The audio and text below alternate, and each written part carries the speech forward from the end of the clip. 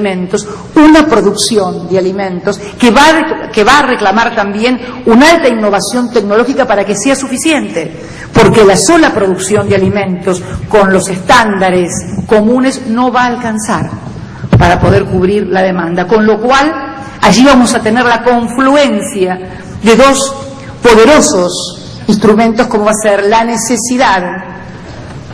de la ingesta unida a la necesidad del conocimiento, la ciencia, la tecnología y la educación. Y la inclusión social, que es en definitiva el corolario para lo que queremos la educación y también para ser, como decía quien habló en primer término, hombres y mujeres libres. Porque no solamente hay que garantizar un modelo económico de movilidad social, hay que garantizar hombres y mujeres también capaces de espíritu crítico frente a la realidad. Yo, la verdad que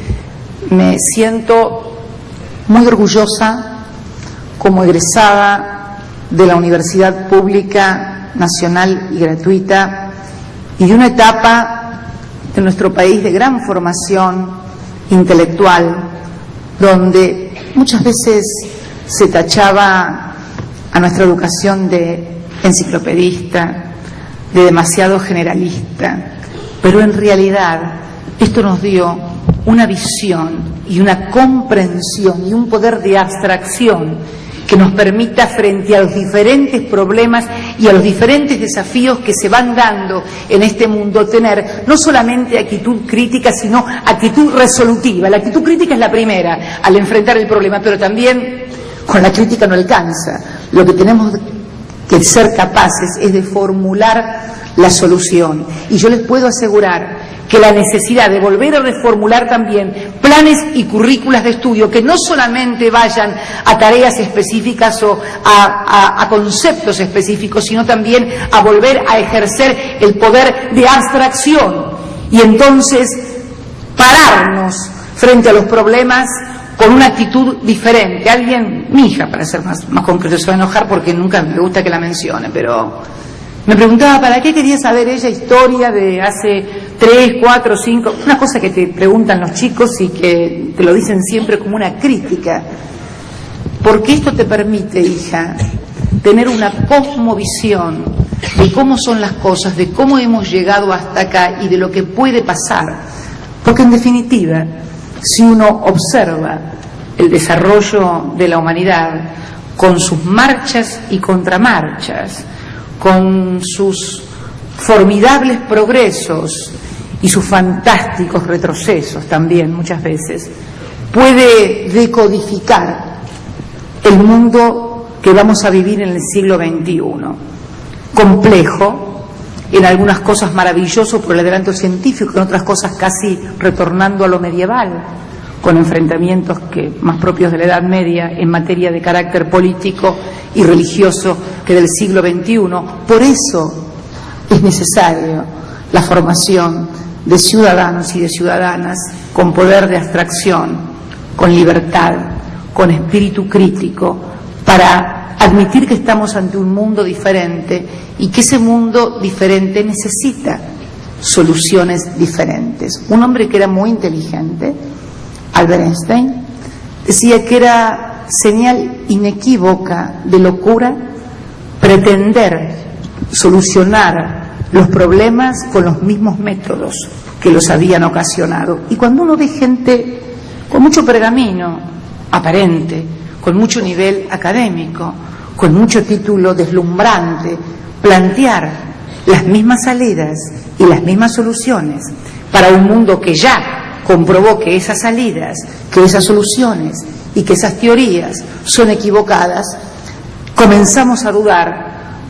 muchas veces de la necesidad de que lo académico también esté profundamente vinculado al mundo real de la economía, al mundo real de la sociedad y al mundo real de la política también, porque en definitiva las soluciones, le gusten a quien le gusten, siempre fueron políticas. Y cuando hablo de ello, obviamente no debo aclararlo porque son lo suficientemente inteligentes para entender que no me estoy refiriendo a una cuestión partidaria. Y finalmente, también rescatar en este lugar y en este espacio el rol del Estado, Enrique, porque desde 1989, la caída del muro de Berlín, Francis Fukuyama anunciándonos a todos el fin de la historia, el Estado había desaparecido, había llegado el fin de la historia, el mercado todo lo solucionaba, tenía todas las respuestas, tenían todos los problemas resueltos. Cuando el mercado se derrumbó estrepitosamente, producto de la falta de regulación, de control por parte de quien debía hacerlo,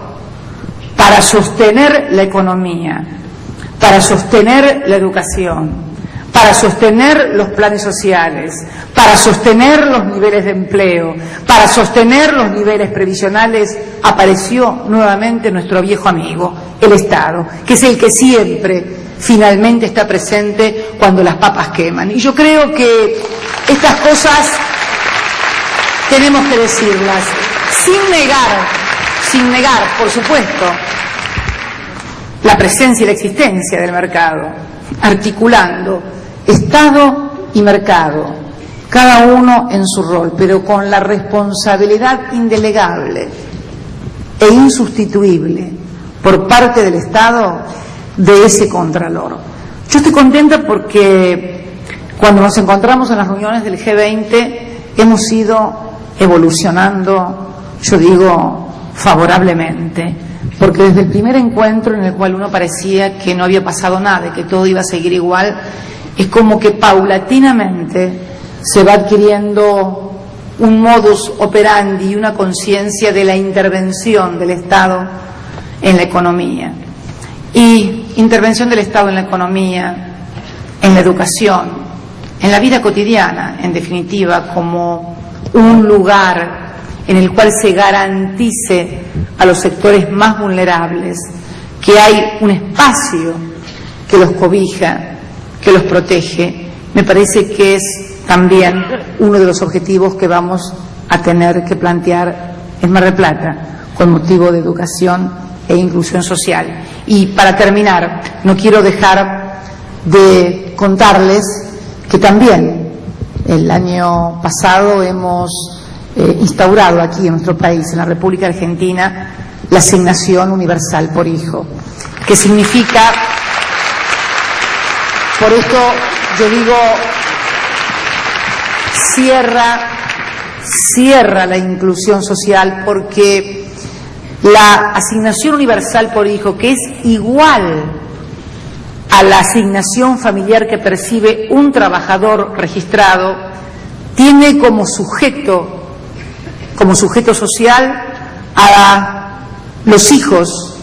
de los desempleados, que por suerte estamos en un dígito en 7.9, una vez más, de desempleo en la República Argentina. Pudimos sortear la crisis del año pasado fuertemente. Y para aquellos que, siendo trabajadores informales, no alcanzan a percibir un salario mínimo, vital y móvil. Más de 3,5 millones de chicos, 3.700.000, 3.800.000 perciben hoy la asignación familiar por hijo, con dos obligaciones: la de concurrir al colegio y la del control sanitario y de vacunación a través de una libreta que nos permite seguir la historia de ese chico que antes no la teníamos registrada en ninguna parte. Y hoy sabemos que está en la escuela, que está aprendiendo, que está vacunado y que está recibiendo la atención mínima que merece un niño en nuestra sociedad. Por eso falta mucho todavía, obviamente. No estamos hablando de un país que tiene todos sus problemas solucionados. ¿Qué país lo tiene además, Enrique, no? Creo que ninguno. Por lo que veo últimamente, creo que ninguno. Pero creo que lo importante es saber que estamos en el camino adecuado, no mostrarnos como ejemplo, porque siempre es feo querer dirigirse como ejemplo. Eso es de los países que tienen una impronta colonial, querer imponer ejemplos. Nosotros nunca hemos tenido impronta colonial porque, bueno, hemos sido colonia y precisamente estamos cumpliendo los 200 años de nuestra emancipación. Así que sin el ánimo de querer enseñarle nada a nadie,